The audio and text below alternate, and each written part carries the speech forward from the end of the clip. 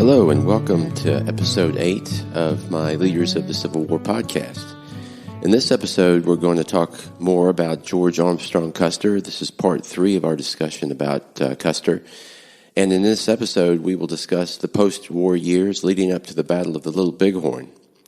Now, by way of review, George Armstrong Custer is probably best known today for the Little Bighorn Massacre and his role in leading 260-plus troops of the 7th U.S. Cavalry to their deaths in Montana Territory on June the 25th of 1876. However, Custer actually, before this time, had finished the Civil War as one of the best-known commanders in the Army. He was a Major General of Volunteers in the Cavalry Corps of the Army of the Potomac.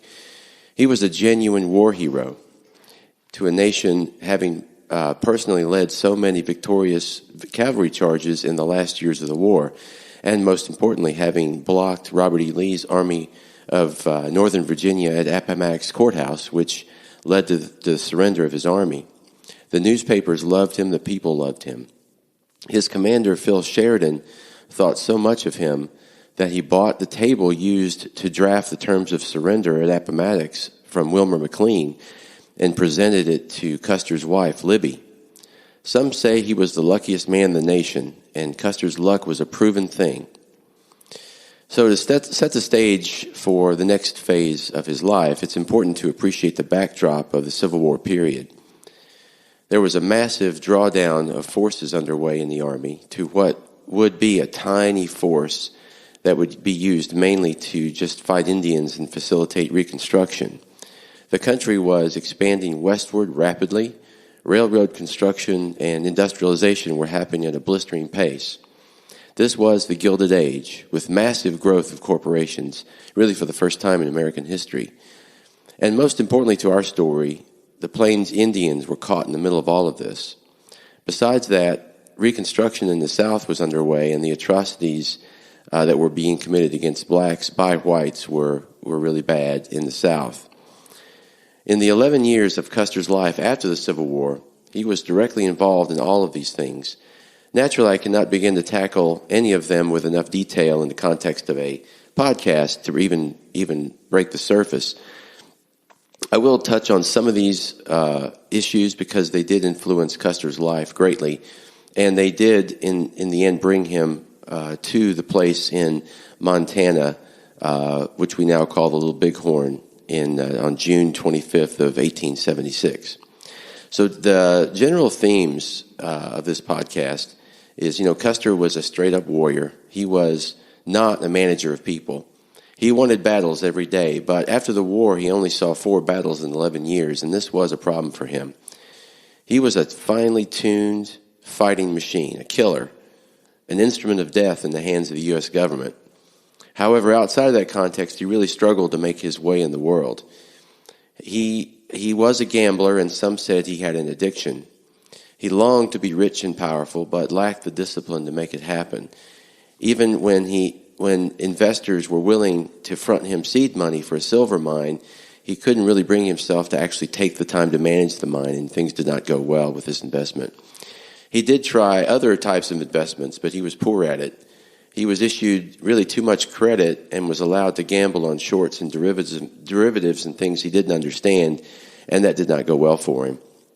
He actually ended up leaving Libby quite a bit of debt. He was an outspoken Jacksonian Democrat in a time when it was not popular to be so. His outspokenness in the area of politics would come back to bite him more than a few times over the years. Okay, so after the Civil War was over, Custer got into a cycle of making some pretty questionable choices, which got him into hot water with his superiors and with the American public. Then his heroics on the battlefield would inevitably get him out of trouble. General Sheridan was his biggest supporter and would personally intervene on his behalf on several occasions.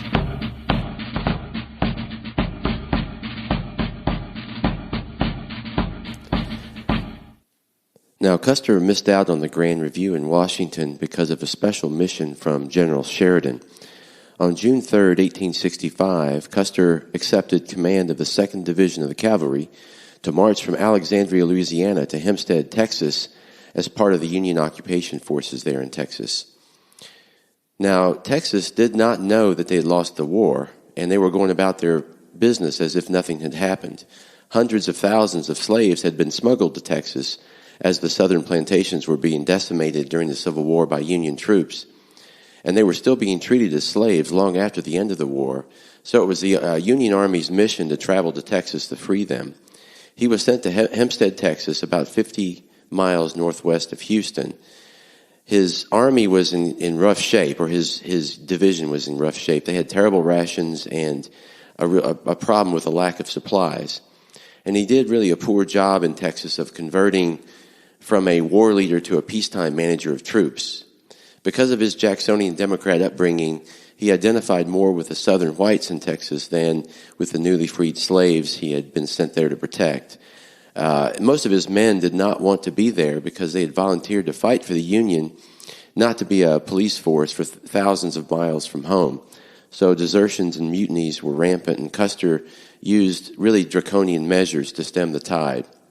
These included head shavings and whippings and other things that were not allowed by law. He was sort of known as a martinet for the treatment of his troops. He also got a little bit too cozy with the local landowners and allowed their flattery to sort of cloud his judgment. There was a girl who had been held in slavery long past Juneteenth, and she had escaped to go to be with her mother. She was a very young girl, and she had been murdered by her former owners. And Custer had not handled that well. But there was no Freedmen's Bureau in Texas at the time, so there was really not much justice for former slaves. That was Custer's job at the time, until the Freedmen's Bureau agency got set up, was to sort of be the adjudicator for these matters, and he really struggled in that role. Ironically, later he would testify to Congress accurately about the privations going on in Texas, but this was to play himself up to the Republican senators because he needed to get a promotion. This is what he said, quote, "I have paid considerable attention to the actions of the Freedmen's Bureau," unquote. He added, quote, "I am firmly of the opinion that unless the present Bureau or some substitute is maintained for an indefinite period, great wrongs and an immense amount of oppression would be entailed upon the freedmen," unquote.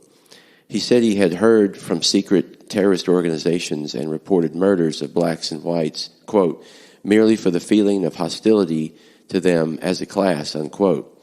African Americans, he declared, were universally loyal, eager to educate themselves, and willing to work.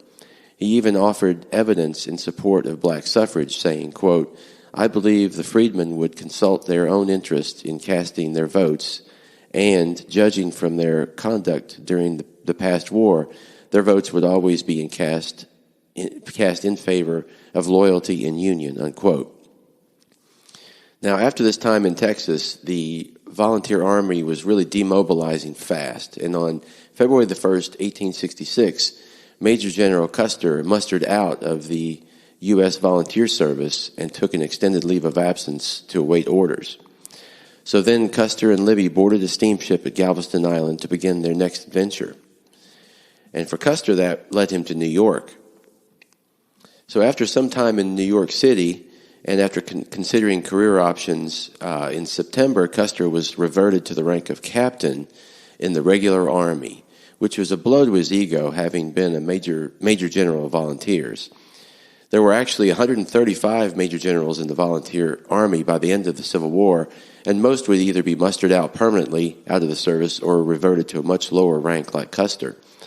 We think of Custer as the ultimate outdoorsman and individualist. However, while he was in New York, he actually realized that his greatest pleasures were money, culture, society, women, and politics. From New York, he wrote to Libby, quote, "I long to become wealthy, not for wealth alone, but for the power it brings," unquote. However, he really wasn't sure how to make that happen.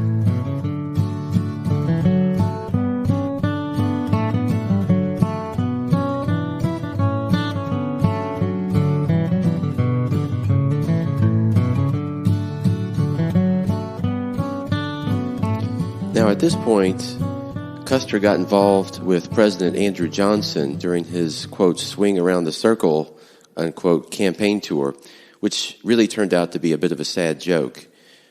Grant was also along for the ride, but stayed in the background and wrote to his wife of President Johnson's behavior, quote, "I have never been so tired of anything before as I have been with the political speeches of Mr. Johnson," unquote. Then he goes on to say, quote, "I look upon them as a national disgrace," unquote. But Custer actually defended Johnson fiercely and vocally in much the same way that the president spoke at these speeches. In Indianapolis, he interrupted Johnson's remarks to shout down the hecklers, saying, quote, "Hush, you damned ignorant Hoosiers," unquote.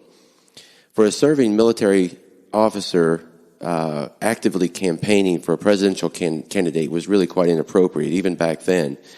This made him pretty unpopular with the powerful Republicans, and it would later come back to bite him. He was actually courted by the Democrats to run for Congress during this time, but Libby, having spent a lot of time in Washington, knew politics better than Armstrong, and she convinced him not to do this, and which was a good thing because the Democrats lost in a landslide in the midterm elections, and Custer was humiliated because of his association with Johnson.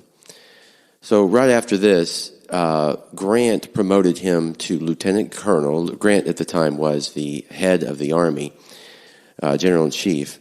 This was August of 1866. He got promoted to lieutenant colonel, but it was over a black regiment, and Custer did not want this assignment.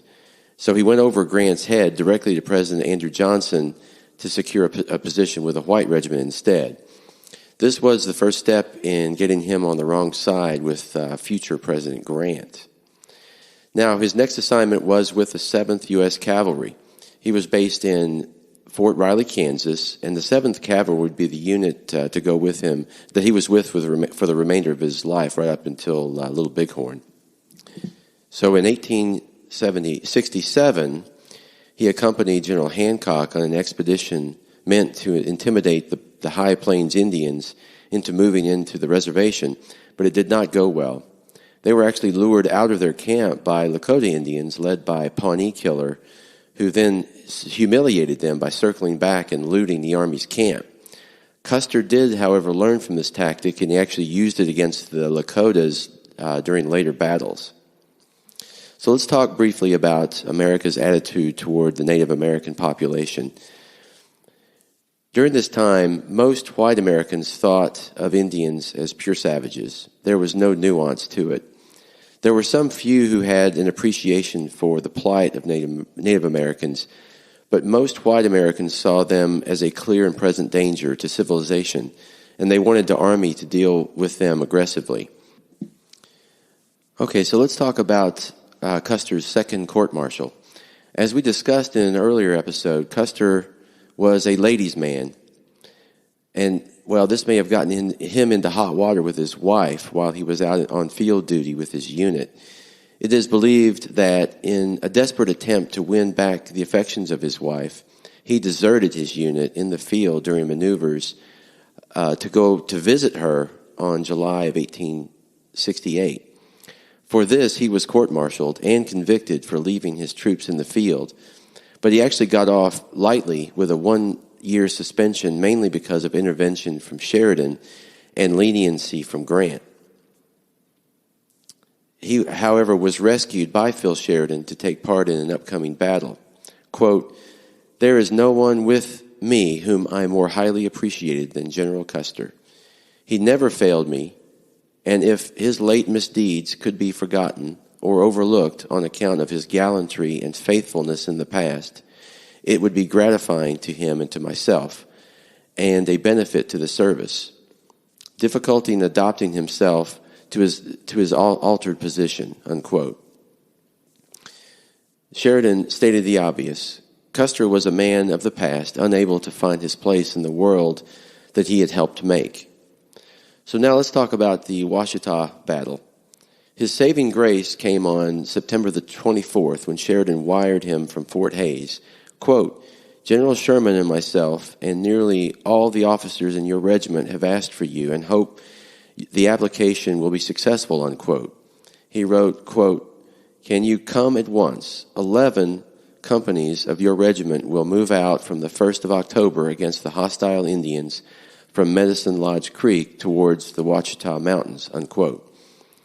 Sheridan got Custer out of suspension so that he could lead the 7th Cavalry as part of a three-pronged attack on the Southern Cheyenne Indians, led by Black Kettle, who had gotten off the reservation. Some atrocities were committed against white settlers, and they were in winter camp in the Indian Territory, which is now known as Oklahoma. The Southern Cheyenne were great warriors, and they had won vast lands away from their neighboring tribes as a result of deadly and costly wars, so they did not want to give up these lands to the U.S. without a fight. Now, the U.S. Army preferred to fight the Indians during winter. This is because ponies used by the Indians subsisted by grazing, which was beneficial during most times of the year, as it allowed them to travel light. However, this left the Indians' ponies very weak during the winter. Army horses ate grain that they transported, so they remained strong during the winter, which gave the Army an advantage. The U.S. Army was tiny in size, and during battles, the U.S. troopers were commonly outnumbered. This didn't really concern them because of their tactics.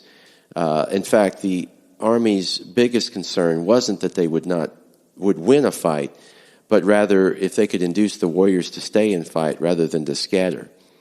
From T.J. Stiles, the surprise attack on a sleeping village was a standard tactic because it was effective to keep the warriors from scattering. Quote, "The presence of women and children immobilized the warriors and forced them to defend their ground," unquote, writes Richard Slotkin. It inevitably killed non-combatants, though not intentionally. Custer clearly carried out an atrocity at Sheridan's command. His orders were stark, quote, "to destroy the villages and ponies, to kill and hang all warriors, and to bring back all women and children," unquote. At this point, Custer did what he did best, he to plan and fight battles. Few, if any, of his officers had spent more time in combat, and none had so much command experience. He took every precaution in his approach. He assessed the terrain and improvised accordingly.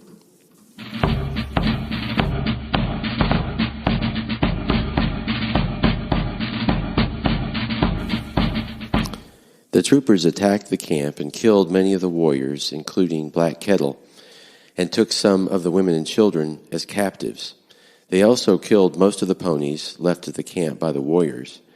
As the soldiers were making their way back to their own camp, the Indian warriors were swarming the area, daring the soldiers to come after them. Again from Stiles. The men of the 7th Cavalry faced growing danger. They were surrounded, perhaps outnumbered. They were cut off from their supply chain, which was vulnerable to capture. They could not risk remaining overnight, despite their exhaustion. Custer believed that fighting his way back would simply lead the enemy to his own wagons.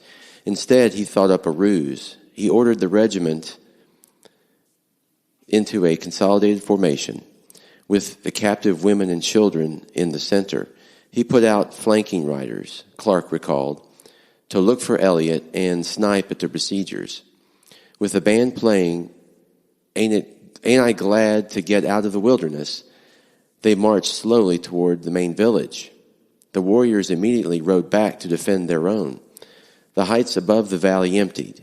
As darkness fell, the column abruptly changed face and rode quickly in the other direction. Custer had returned to Camp Supply immediately after the Battle of Ouachita, as the battle was called. Sheridan delighted in his success. It was precisely what he had demanded of his protege. This tactic worked as planned. Large numbers of members of various nations poured into Fort Cobb before the end of 1868, all fearing that Sheridan, and by extension Custer, would attack them if they remained at large.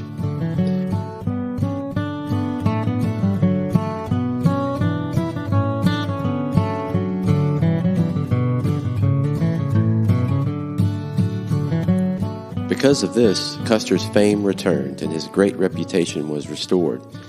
He was a good fighter, and that fact had saved him again.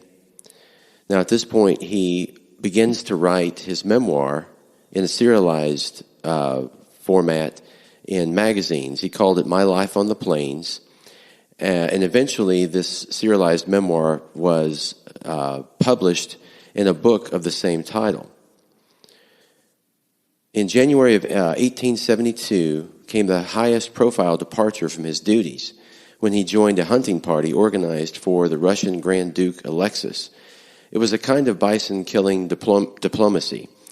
As historian Paul Hutton notes, President Grant wanted to steer the visiting royalty away from Washington, where he was embarrassed by a bitter feud between the Russian minister and Secretary of State Fish. Unlike the English or the French, the Russians had unequivocally supported the Union during the Civil War, and Grant wanted to maintain close relations despite Fish's spat.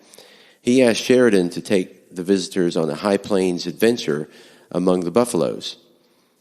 Sheridan called upon two of his most trusted frontiersmen, Buffalo Bill Cody and Custer. This hunting trip turned out to be a complete success. Later, he tried to translate his fame into money by convincing New York financiers to invest in a silver mine in Colorado, and a few of them did. However, this was not as successful due to a lack of management discipline on Custer's part, which we mentioned earlier. Now, this was the Gilded Age. Huge fortunes were being made, and Custer wanted in on this, but his self-indulgence and lack of discipline really got in the way of him ever getting rich in his lifetime. Now, when Custer was sent to Kentucky, he was sent there as an overall effort to suppress the Ku Klux Klan.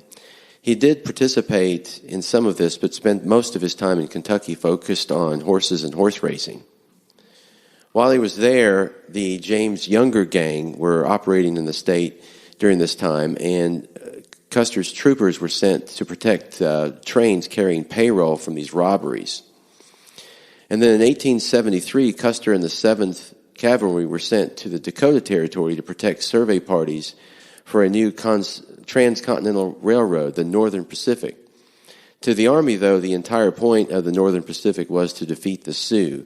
Just before the 1873 survey mission began, Sherman explained to Congress, quote, "This railroad is a national enterprise, and we are forced to protect the men during the survey and construction through, probably, the most warlike nation of Indians on the continent, who will fight for every foot of the line," unquote. Life for the Lakota Sioux was being eroded by the people taking over the riverbeds for villages and railroads, and things were rapidly coming to a boiling point for the Indians in this area. There were two major battles that occurred during Custer's time in the Dakota Territory, that involved him and his 7th Regiment, and they were successful for the most part for the cavalry. This was a difficult time for Custer, however, and he was arrested by his commander. His commander's name was General Stanley, who had won the Medal of Honor for defending Franklin during the Civil War. Stanley had Custer arrested for making comments about Stanley's drunkenness for most of the time. This was indeed a major problem that affected the entire operation. He was, of course, released and cooler heads prevailed. And during this time, Sitting Bull attacked, and Custer handled his men very well.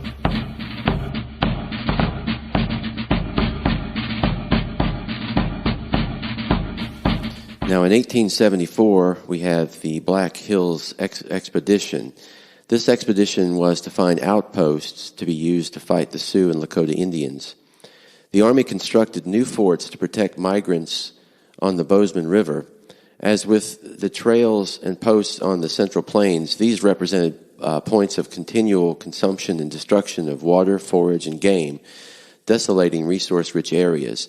They also represented an intrusion into the hard-won Lakota territory, which had suffered far less from such incursions than the lands of the Southern Cheyenne and Arapahoes between the Platte and Arkansas rivers.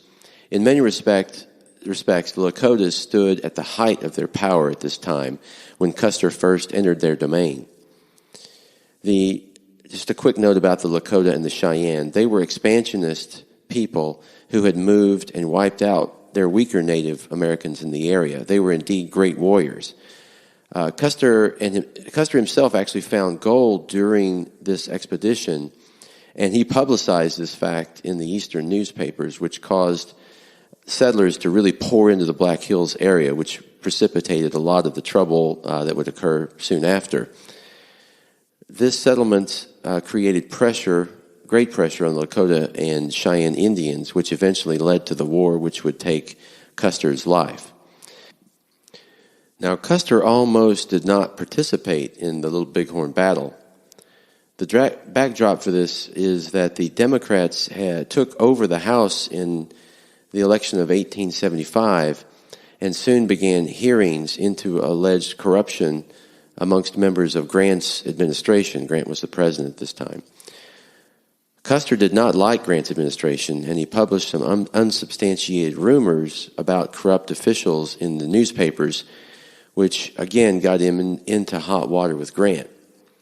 Now, again, for an active member of the Army, this was pretty self-destructive and inappropriate, and Grant used this to pull Custer off of the upcoming field operation, which we now know as the Little Bighorn, but eventually relented after more begging from Sheridan and Custer, again from Stiles.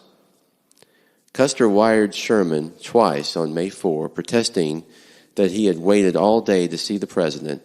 Sherman replied to Sheridan, saying that Grant would allow Custer to return to Fort Abraham Lincoln, but not to go on the expedition. Custer took the train to St. Paul. There, on May 6, he made a final appeal to President Grant, which Terry took up the chain of command.